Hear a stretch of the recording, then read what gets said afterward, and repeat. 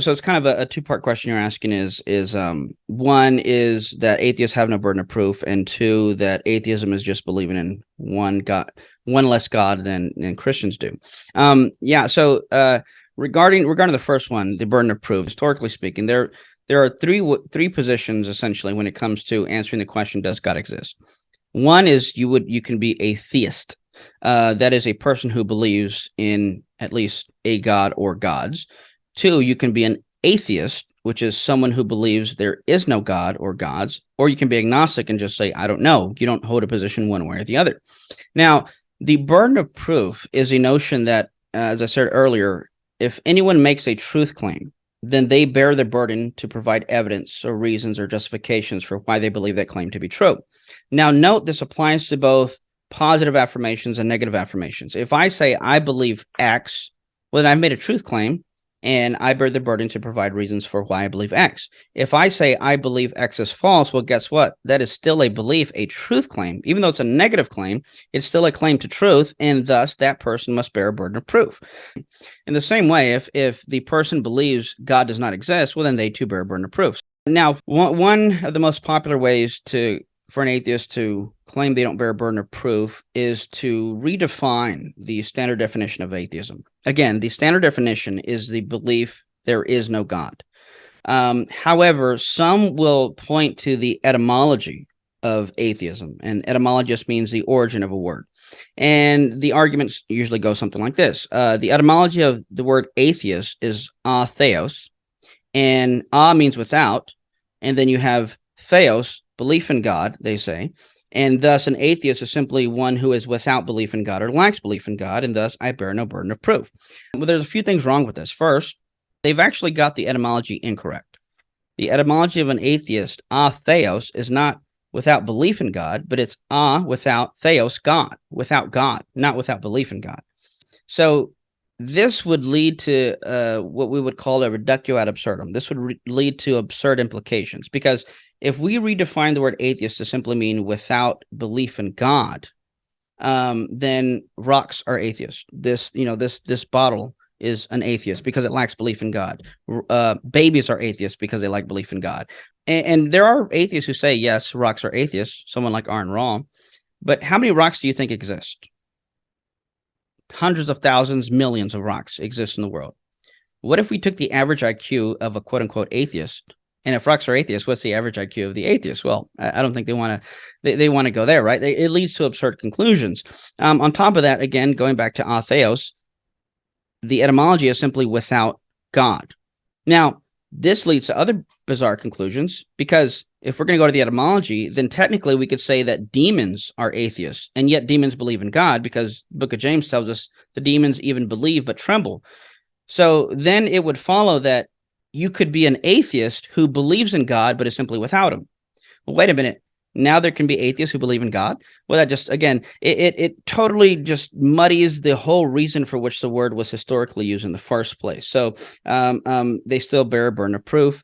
Another weird one I've heard gaining some traction within the last few years or so is to say, no, there are actually four views you can take in answering the question, does God exist?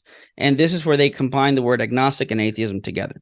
They can say you can be an agnostic atheist, and that is someone who does not believe God exists, but is not claiming to know God exists. And we'll break this down in a second. Or you can be a Gnostic atheist, someone who does not believe God exists and claims to know God does not exist. And then you can be an agnostic theist, someone who believes that God exists, but is not claiming to know God exists, or a Gnostic theist, someone who both believes God exists and claims to know God exists. Now, again, they argue this by going to the etymology, which once more does not work. So what they do this time is they take the standard definition, historically, of what it means to be an atheist, believing there is no God, and then what they do is they go to the etymology of agnosticism. Now, just like the previous, you have agnosis, and this is Greek. Agnostic comes from the Greek words agnosis. Without gnosis is knowledge. So they say an agnostic atheist is someone who does not believe in God, standard definition of atheist, but then is not claiming to know there is no God, and they allegedly say this comes from the standard definition of agnosticism. But again, they have it incorrect when they combine these terms. Agnostic, agnosis, is simply without knowledge. So here's a reductio ad absurdum. If you say you're an agnostic atheist, well, then you're either saying one of two things, both of which are insanely bizarre. You're either saying I'm an atheist who does not know I don't believe in God. Well, that's weird.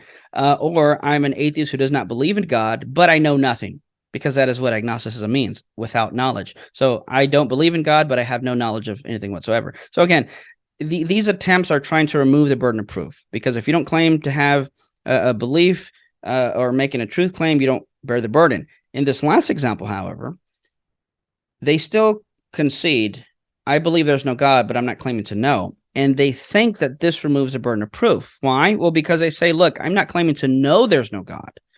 Well, this, again, now is a misunderstanding of the burden of proof. Why?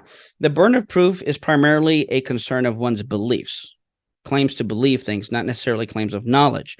And again, without going to all the technical details, suffice to say that before you can have knowledge, you have to first believe the thing in question. So belief is the primary issue of concern when it comes to the burden of proof.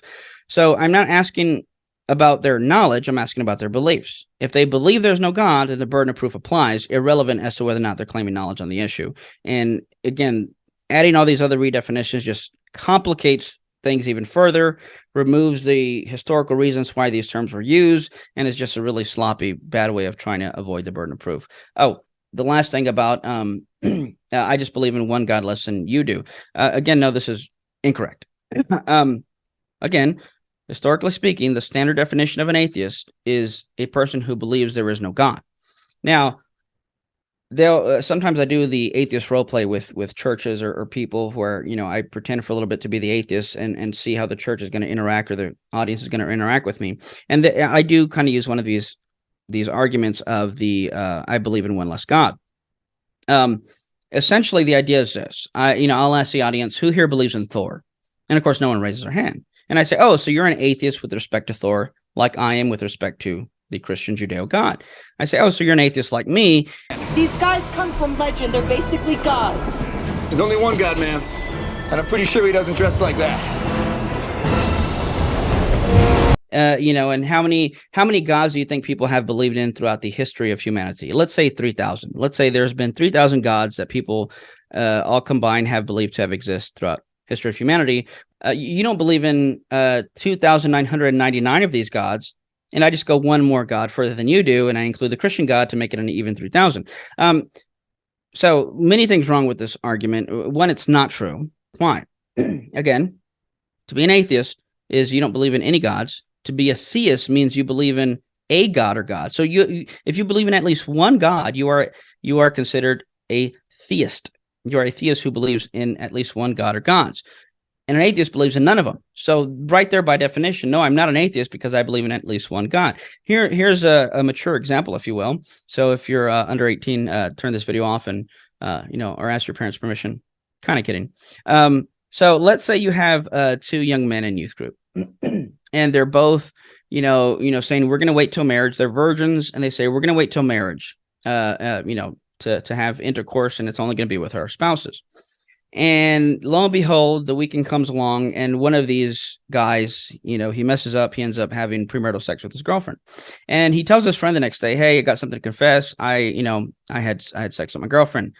And the other friend's like, "Well, I'm sorry, but hey, we'll pray for you. We're still here for you." And the other guy says, "But wait a minute. I mean, technically, we're both still virgins." And he says, "What do you mean?" He says, "Well, how many girls are in our youth group? There are 100 girls in our youth group. And you haven't had sex with any of them, any of the 100. Well, I haven't had sex with any of 99 of them. I just went one more girl further than you. So we're both still virgins. I've just gone one girl further than you have." Well, no, that's not how it works. Once you have intercourse, you've lost your virginity, and thus from then on, you're no longer a virgin. In a similar fashion, once you believe in at least one God, you're no longer an atheist. You are now a theist.